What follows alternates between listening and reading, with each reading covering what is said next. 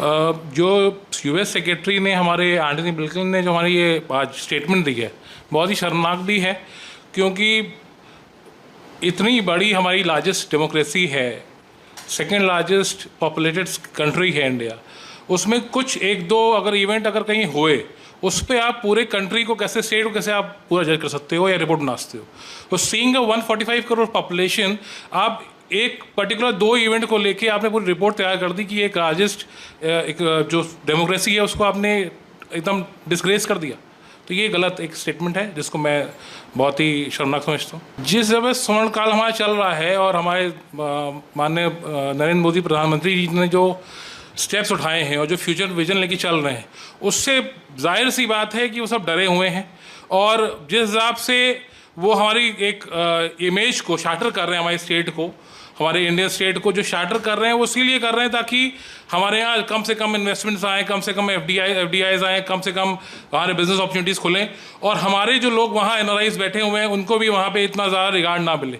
तो उसके एक अहम भूमिका के एक प्लान तरीके से चल रहा है, जिसमें हर साल लगातार, ये सिर्फ इस बार की बात नहीं है, मैंने देखा कि 2-3 साल पहले से लगातार एक रिपोर्ट्स गलत आ रही हैं कि हमारे यहाँ हेट स्पीच हो रही है, हमारे यहाँ माइनॉरिटीज़ का शोषण हो रहा है, हमारे यहाँ जो है उनके प्लेस ऑफ वर्शिप तोड़े जा रहे हैं, हाउस तोड़े जा रहे हैं, ऐसा कुछ नहीं है। बल्कि जितना इस समय प्रधानमंत्री की जो योजनाएं हैं, चाहे वो जनधन हो, चाहे वो विकास की हो, चाहे वो आवास की हो, पीएम आवास योजना, चाहे वो लोन की हो, मुद्रा योजना, अगर आप इसके स्टैटिस्टिक्स देखते हैं तो स्टैटिस्टिक्स में 70% तक माइनॉरिटीज़ के लोगों ने ही उसका लाभ लिया है, उसका उनको बेनिफिट मिला है। और उसके लिए वो आज भी और आगे भी लगे हुए हैं नरेंद्र मोदी जी हमारे प्रधानमंत्री कि उनको ज़्यादा लाभ उनको मिले और जो शोषित हैं, जो शोषित होते आ रहे हैं, उनको आज उनको एक मेन स्ट्रीम में लाया जाए। मैं अभी बताया आपको कि सबसे ज़्यादा पीएम आवास योजना के तहत ही माइनॉरिटीज़ को घर मिले हैं। अगर उनके घर तोड़े जा रहे हैं तो वो योजना के जो स्टैटिक्स है वो क्या गलत है? अगर वो मुद्रा लोन सबसे ज़्यादा 97% माइनॉरिटीज़ में मुस्लिम्स को गया है, आप स्टैटिक्स देख लीजिए। और ये कोई ऐसा स्टैटिक्स नहीं है कि वो है नहीं, वो आप अगर देखेंगे तो वो है। वो क्या गलत है? उज्ज्वला योजना सबसे ज़्यादा माइनॉरिटीज़ को उसमें बेनिफिट मिला है, क्या वो गलत है? जनधन में सबसे ज़्यादा माइनॉरिटीज़ के अकाउंट्स खोले गए हैं और उनको डायरेक्ट लिंक किया गया है। हर घर राशन, सबसे ज़्यादा माइनॉरिटीज़ को उसमें फ़ायदा मिला है। कैसे कह सकते हैं कि माइनॉरिटीज़ के घर तोड़े जा रहे हैं या उनके प्लेस ऑफ वर्शिप तोड़े जा रहे हैं? प्लेस ऑफ वर्शिप की बात करता हूँ, आप प्लेस ऑफ वर्शिप बात कर रहे हो। बुद्धिस्ट सर्किट बुद्धिस्ट पीपल के लिए बनाया गया है, जैन सर्किट जैनों के लिए बनाया गया, जितने भी पिलग्रिम्स हैं उनको एक जोड़ा गया है। हमारे सिख धर्म में, हमारे धर्म में जो करतारपुर साहिब कॉरिडोर बनाया गया, सबसे बड़ा 70 साल बहुत बड़ा समय होता है, हम लोग को अलग रखा गया एक सिखों को अपने धर्म स्थान से। आज कॉरिडोर बना के बिना वीज़ा फ्री एंट्री आराम से हम लोग जा सकते हैं। तो ये सब इसी से हो पाया है। उसके बाद आप जैन धर्म में आ जाइए, पारसी के लिए उन्होंने एक पारसी योजना बनाई है, उसकी अगर आप स्टेटस देखेंगे तो बहुत हाई है।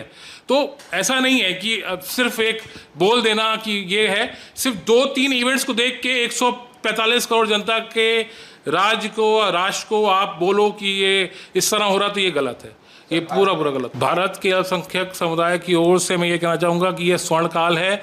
जितनी चीज़ें आज माइनॉरिटीज़ को मिल गई हैं, मतलब आज 70 साल में उतनी चीज़ें नहीं मिली जितनी इधर हमारे 10 साल में हम लोग को प्राप्त हुई हैं।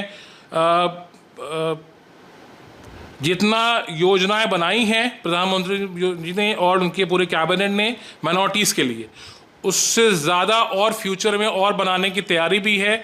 और उन्होंने जैसे कहा है कि ये थर्ड टर्म ये बहुत ही निर्णायक होगा, बहुत ही बड़े अच्छे स्टेप्स लिए जाएंगे, उसमें माइनॉरिटीज़ के लिए बहुत कुछ किया जा रहा है।